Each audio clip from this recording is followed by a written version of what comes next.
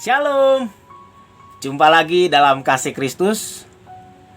Dimanapun Bapak Ibu berada, terima kasih telah bergabung di channel Berjalan Dalam Terang.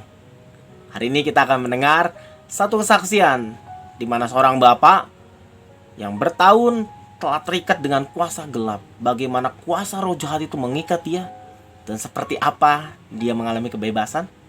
Nah, untuk lebih lanjutnya, saya mengundang Pak Andre. Shalom Pak Andre. Shalom Pak Roy. Wah, gimana kabarnya Pak Andre? Luar biasa baik Pak Roy. Wah, dahsyat. Lebih baik daripada yang lalu Pak Roy. Dahsyat. Luar biasa. Baik Pak Andre, silakan Bapak bisa ceritakan dari awal bagaimana roh jahat itu Bapak rasakan seperti apa dan apa yang terjadi sampai Bapak mengalami kebebasan sampai saat ini. Silakan Pak Andre. Pertama-tama saya perkenalkan diri saya dulu Pak Roy. Nama saya Andreas, asal dari Surabaya. Sebelumnya sebelum terikat saya ikut pelayanan di gereja tertentu. Saya ikut singer, choir, dan juga pelayanan tim pendoa juga. Kok bisa jatuh? Yaitu karena proses waktu saat ada suatu masalah, akhirnya saya datang kepada paranormal, dukun, dan saya datang ke situ. Padahal saya juga pelayanan Pak Roy, tapi saya juga fokusnya bukan fokus ke Tuhan, tapi fokus ke dunia. Akhirnya saya jatuh 2014 dengan okkultisme. Awalnya kayaknya menarik dunia seperti perdukunan gitu. Awalnya tidak menakutkan, sangat menggairahkan, membawa kita terobsesi lebih ke dalam masuk, semakin dalam semakin mengerikan sebenarnya Pak Roy, dunia okkultisme. Awalnya sih biasa-biasa aja gitu, kayak kita pasang dupa, sajen, mandi kembang, dipasangi ilmu-ilmu apa sama dukun. Sebenarnya itu mengundang roh maut sebenarnya Pak Roy. Okkultisme itu. Tapi karena saya itu pinginnya, obsesinya itu supaya dihormati orang, supaya orang itu menghargai saya gitu. Karena saya backgroundnya itu dikucilkan di keluarga, tidak dianggap gitu Pak Roy. Jadi saya dari kecil seperti itu, akhirnya tumbuh besar, sepertinya kurang dihormati sama orang. Jadi saya datang ke dukun 2014, 2017, semakin saya masuk ke dalam semakin takut gitu. Waktu ketakutan saya pertama itu takut membunuh, karena dunia okkultisme pasti ada bisa membunuh, kayak santet, pelet, guna-guna, ilmu-ilmu gitu pasti melekat di dalam diri okkultisme gitu. Meskipun nggak nyadari itu ilmu putih atau ilmu hitam, tapi mereka nggak nyadari sebenarnya mereka bisa membunuh.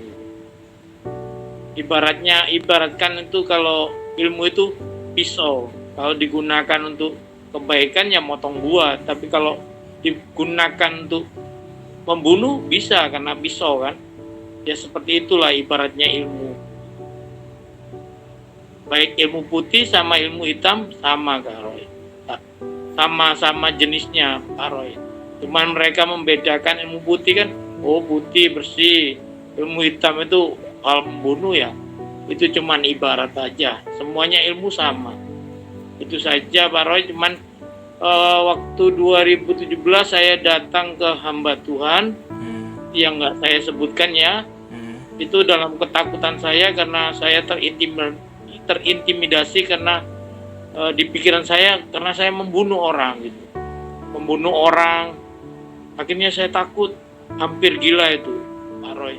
Hampir gila. Saya datang ke hamba Tuhan untuk didoain pelepasan. Ternyata hamba Tuhan ini justru nggak ngelepasin, menambah ilmu, justru ilmu yang lebih kejam lagi, bisa menguasai dunia. Nggak tahu itu pemikiranku sendiri atau cuman imajinasi saya, tapi semua konteksnya itu kayaknya saya udah mengendalikan dunia. Nah, itu dengan orang hamba Tuhan, mengakunya hamba Tuhan, saya doain hari Jumat juga sampai sama sekarang ini gitu. Waktu itu datang ke daerah Kertajaya, Pak Roy, hamba Tuhan itu hari Jumat jam 7 atau jam 8 saya datang situ, ya kayak ibadah tapi lagunya itu saya nggak kenal sih, cuman nggak tahu lagunya gitu, cuman ada present worship gitu. Saya suruh bersaksi, datang maju ke depan, doain. Setelah saya didoain, saya pulang. Justru pulang semakin pulang saya itu semakin kayak pucat putih gitu, kayak orang mati gitu. Dingin, badan saya dingin. Justru semakin saya itu semakin sakti gitu, nggak ngerasain apa-apa gitu. Makin kebal gitu, makin kebal. Padahal awalnya nggak kebal, tapi gara-gara pelepasan itu semakin kebal saya. Kebal kayak dingin nggak kerasa, panas nggak kerasa, makan pedes saja nggak kerasa, kena panas itu nggak kerasa sama sekali. Tapi puji Tuhan setelah didoain Pak Roy kemarin tahun berapa Pak Roy? 2021 Pak Roy. Iya. Ya itu mulai saya berangsur baik, lebih baik, mulai merasakan panas, bisa merasakan panas dan dingin gitu. Awalnya nggak bisa ngerasain hawa udara di alam itu, nggak bisa ngerasain, kayak autoimun, tapi bukan autoimun, memang ilmu kebal itu kayaknya. ya itu waktu pertama hamba Tuhan, karena jiwa saya udah nggak beres ya Pak Roy. Saya cari hamba Tuhan yang lain di Solo. Saya datang di Solo, justru wajah saya doain pelepasan tuh kira-kira setengah tahun. Saya doa di sana, datang ke Solo, justru wajah saya tambah buruk rupa. Wajah saya hitam, nggak bersih sama sekali. Justru lebih sakti saya. Habis didoain lebih sakti. Setiap perkataan saya itu jadi. Setiap apa yang aku bicarakan jadi. Tapi jadinya bukan jadi baik, tapi jadi celaka orang. Kayak kita mau sharing-sharing, omong sama orang, debat, tiba-tiba orang marah, orangnya itu celaka sendiri, Pak Roy. Bukan aku mencelakai loh. Kita debat biasa gitu, mereka tercelaka sendiri karena marah sama saya. Tapi saya nggak pernah marah sama orang. Kan aneh gitu. Semakin sakti, dulu nggak pernah seperti itu gitu. Semakin terikat dengan kuasa gelap gitu, nggak. Semakin saya yakin ini nggak beres, saya ini nggak beres. Jiwa saya juga kalau datang ke gereja itu merasa gelisah gitu, nggak merasa nyaman gitu. Pinginnya pulang, pinginnya jangan ke gereja, pinginnya gitu. Sampai saya itu udah bergereja di lokal, sampai saya itu konseling sama hamba Tuhan di gereja lokal tuh bilang, kamu udah beres Andre, udah beres Andre. Tapi kenyataan saya jujur, ini jiwa saya ini nggak beres. Saya aja datang ke gereja duduk aja nggak tenang, apalagi pingin pulang, kan aneh gitu. Buat aku nggak ada sukacita di dalam diri saya gitu. Saya pingin lepas gitu. Saya curhat sama hamba Tuhannya itu, udah beres begitu aja. Jadi saya nggak puas gitu. Kayaknya ini belum beres di jiwaku nih. Akhirnya 2021 saya ikut YouTube Betani Jakarta. Nah, ketemu Kak Roy. Akhirnya puji Tuhan sekarang lebih baik daripada esok lebih kejam. Dulu terikat ulkutisme itu kejam banget. Rasanya pingin ambisi, hawa nafsu yang kuat, ingin menguasai, ingin menundukkan seseorang, ingin kaya, ingin wanita, ingin seks, ingin uang yang banyak. Pokoknya ambisinya banget. Ambisi dunia, bukan ambisi surga lah ya. Tapi sekarang lebih tenang, lebih damai. Bedanya sekarang ini kalau kita mengundang Roh Kudus ini agak tenang. Meskipun sekarang keadaan ekonomi nggak baik, tapi aku lebih tenang daripada yang lalu gitu. Itu aja Pak Roy, kesaksian saya Pak Roy. Luar biasa. Terima kasih loh. Kesaksian yang sangat dahsyat. Puji Tuhan. Bapak Ibu, kita telah melihat ya bagaimana kuasa Roh Tuhan ketika diundang kepada Pak Andre, dia mengalami kebebasan. Dahsyat. Baik Pak Andre, ada beberapa pertanyaan yang saya mau tanyakan seputar pengalaman Bapak. Nah sebelumnya gini, Bapak tinggal di mana ya Pak, kalau boleh tahu? Di Surabaya Pak. Oh, Surabaya ya. Puji Tuhan, main jauh. Baik Bapak Ibu, saya cerita sebentar ya. Waktu Bapak ini menelepon saya, menghubungi saya, memberikan beliau firman Tuhan ya Pak ya. Sebelum kita mendoakan, saya jelasin kenapa Anda seperti ini, bagaimana, kok bisa begini. Nah, saya jelasin sampai mendetil, sampai Bapak ini yakin bahwa Yesus sanggup membebaskan. Nah, saat itu juga ada suatu perubahan ya Pak Andre.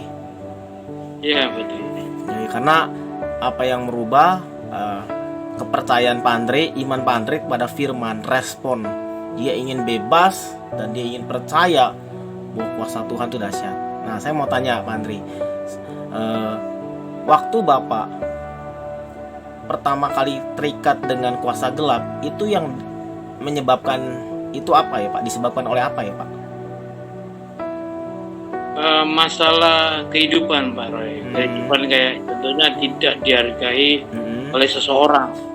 Akhirnya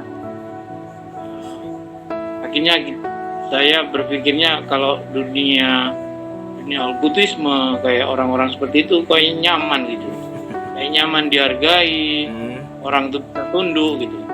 Itu kan makanya saya lari ke sana, bukan karena saya pengen kaya loh kan. Kadang-kadang orang kan datang ke okkultisme ada pesugihan putih atau ini, saya enggak pikir gitu, supaya saya ini dihormati aja, dihargai. Gitu ya. Setelah Bapak ikutin apa yang Bapak cari, ya itu kan dari kuasa gelap, apa yang Bapak dapat? Justru rumah tangga saya hancur. Apalagi Pak? Dan juga yang kedua, saya mengalami stres yang berat. Stres ya. Ya, nggak bisa tidur kalau malam. Selalu dibayang-bayangin sosok hitam, sosok gelap. Dan juga punya indera keenam untuk melihat masa depan. Kayak orang mati itu tahu semua. Okkultisme bisa Rogo Sukmo. Rogo Sukmo. Pak, pernah gak Bapak lewat ilmu itu Bapak berbuat jahat sama seseorang? Ya pasti ada keinginan Pak Roy. Pasti ada lah. Cuman saya nggak sebutkan secara gamblang karena kalau orang terikat roh, kita pasti dikendalikan roh. Ini rohnya mana? Roh kudus atau roh setan? Roh setan pasti ya berbuat jahat. Nggak mungkin nggak berbuat jahat. Itu saja. Maksudnya orang kalau kamuflasenya bilang gini, oh ilmu itu baik kok. Nggak ada. Enggak ya? Wah, gitu. hal yang dari dunia ini, dari bawah tanah ini, semuanya tidak baik. Semuanya unsurnya untuk dunia, unsurnya untuk mengejar sesuatu yang dari dunia ini. Pasti kalau orang jualannya dagang nasi penyet, sebelahnya penyet. Kalau mereka nggak lari satu, pasti gara-gara orang ini. Pasti ada cenderung seperti itu. Cenderung untuk menyakiti yang satu yang lainnya. Karena iri hati. Pasti timbul iri hati. Itulah. Gitu. Itulah ilmu dunia. Gitu ya. Wow. Kalau kurang kuat dukunnya, cari dukun yang kuat lagi supaya lari. Itulah dunia okkultisme seperti itu. Gitu ya. Pak Andre, saya mau tanya Pak Andre. Tadi Pak Andre kan akhirnya menyadari bahwa di dalam diri Bapak nih udah bukan roh Tuhan kan. Ada ngerasa ini apa ini? Ada apa? akhirnya Bapak datang ke salah satu hamba Tuhan lah ya, bisa disebut gitu kan, untuk dilayani pelepasan. Nah itu gimana Pak ceritanya Pak? Kok tadi Bapak cerita kok bisa lebih sakti, itu apa yang terjadi sebenarnya Pak? Ya sebenarnya pertama awalnya kalau dunia okkultisme semakin mendalam, semakin kita terbuka alam roh ya, dunia dimensi yang lain gitu. Kita bisa lihat ini, lihat itu. Semakin kita itu mengerikan gitu. Awalnya nggak melihat itu, nggak bisa melihat itu. Tapi tiba-tiba roh kita, sukma kita itu bisa menembus dimensi roh gitu. Kita melihat itu, semakin takut, semakin mengerikan. Akhirnya saya memutuskan ini salah, ini salah. Ilmu ini salah. Ilmu ini bukan melihat yang baik tapi melihat yang buruk gitu. Teman-teman saya bukan teman-teman malaikat-malaikat Tuhan, tapi teman-teman yang yang dari setan gitu. Bentuk-bentuknya ya seperti itu mengerikan gitu. Makanya saya memutusin untuk bertobat, memutusin untuk pelepasan. Justru semakin saya ingin bertobat, semakin cenderung hati saya ini menuduh saya salah. Hati saya untuk cenderung bertobat, justru ketemu orang-orang yang menipu gitu. Kayak iblis tuh menghalang-halangi untuk orang itu masuk surga gitu. Ketemu orang yang salah, ketemu orang yang salah, ketemu orang yang salah. Berapa kali saya ketemu orang yang salah, orang yang menipu saya.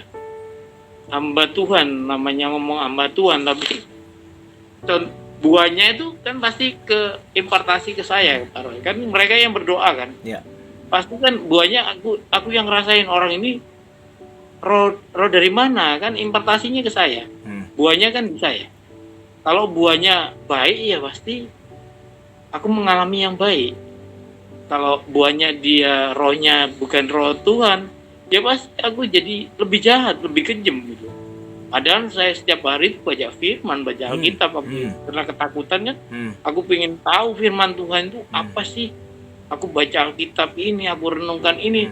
Justru tapi jiwaku ingin menguasai, cenderung ingin mengalahkan orang lain, kan aneh gitu.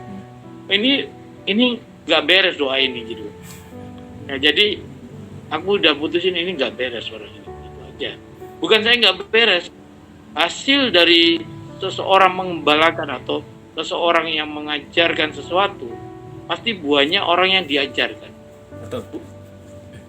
Luar biasa. Saja. Pak Andre, ya.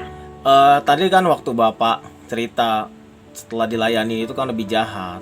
Akhirnya Bapak kan menghubungi salah satu channel ya di YouTube dan Bapak terhubung dengan saya.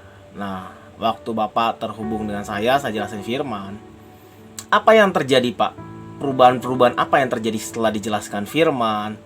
Karena Pak Andre ini Bapak Ibu, Pak Andre ini saya layanin udah lebih dari 10 kali ya. Karena waktu dia mengalami setiap orang ketika didoakan dia dapat serangan lagi, serangan terus bertubi-tubi.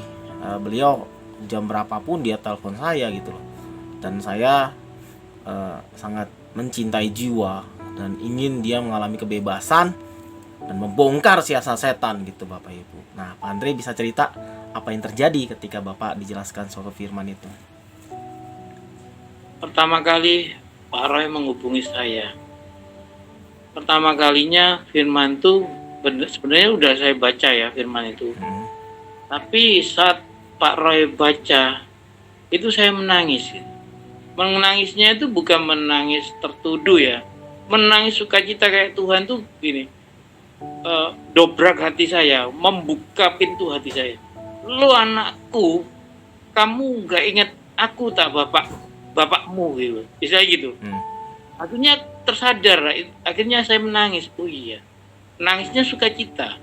Tapi yang pertama, dan yang kedua karena intimidasi, proses intimidasi kan, bayang-bayang iblis kan nggak mungkin bisa lepas 1 kali 2 kali kan, harus proses waktu demi waktu gitu. Saya juga nggak lepas dari Pak Roy untuk saya hubungi gitu, karena serangan iblis bertubi-tubi, bayangan-bayangan hitam itu terus bertubi-tubi, dan ketakutan juga melanda waktu itu.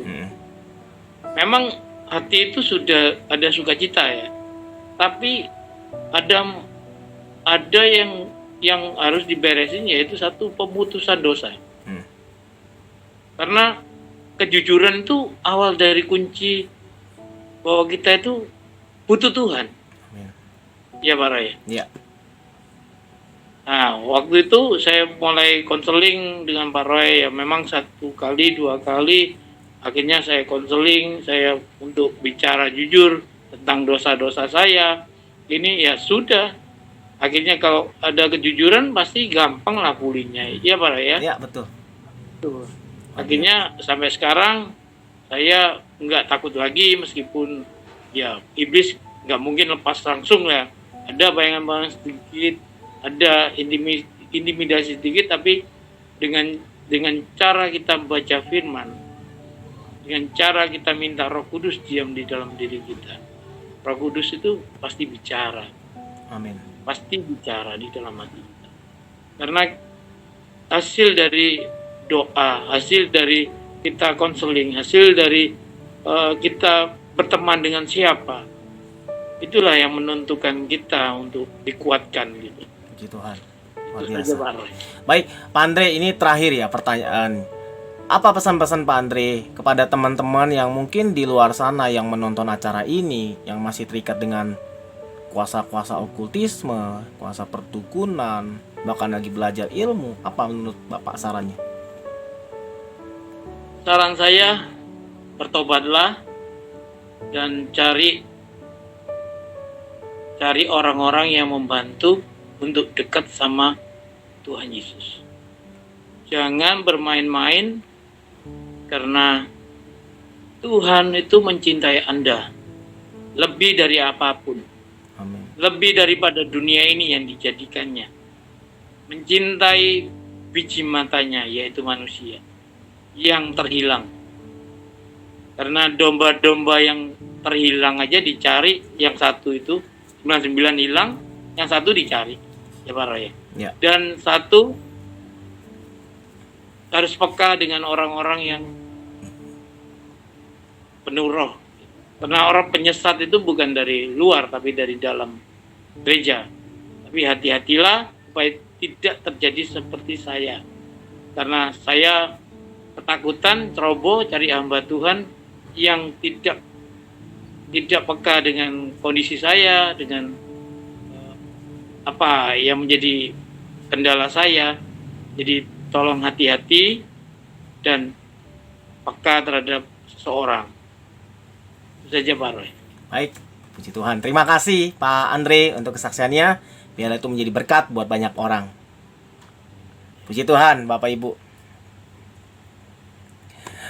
Kita telah mendengar satu kesaksian dari Pak Andre, di mana masa lalu yang kelam, tapi firman Tuhan yang dia dengar, dia percayai, bahkan dia lakukan, dia mengalami kebebasan dan kemenangan.